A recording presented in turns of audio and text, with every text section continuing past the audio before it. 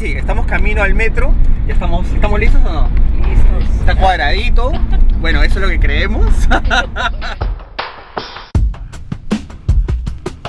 Ya estamos los cuatro listos y solo hace falta el escenario, que esta vez será el Metro de Lima, que como en todas las grandes ciudades del mundo te dan la apertura necesaria para la cultura y es además un espacio moderno y seguro para el transporte público.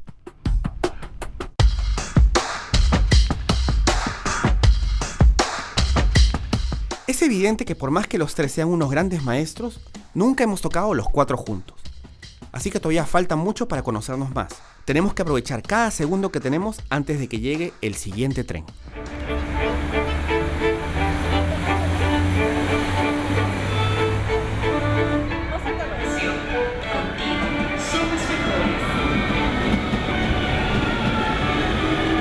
Y cuando ya estábamos a punto de tocar, nos dimos cuenta de un gran problema.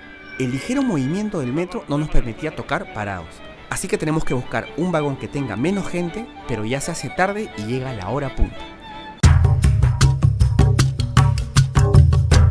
Solamente unos cuantos minutos para bajar y agarrar el otro tren de regreso y tener un poco más de espacio para acomodarnos. Así que vamos.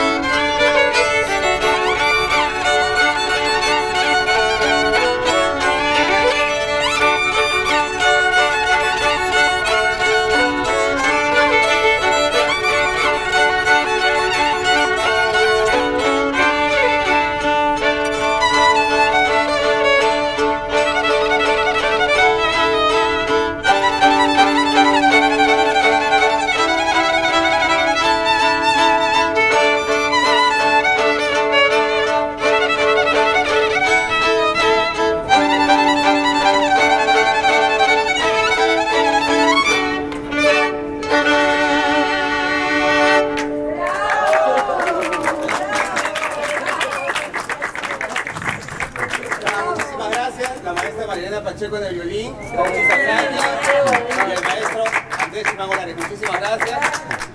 Al inicio de este programa tenía la idea de regalarle la música en vivo a las personas que, como todos nosotros, necesitamos del transporte público para movilizarnos. Pero al final me di cuenta que fue el público el que nos regaló una experiencia a todos nosotros. Y en particular a mí, por haber tenido la posibilidad de tocar y aprender con tres grandes maestros del violín.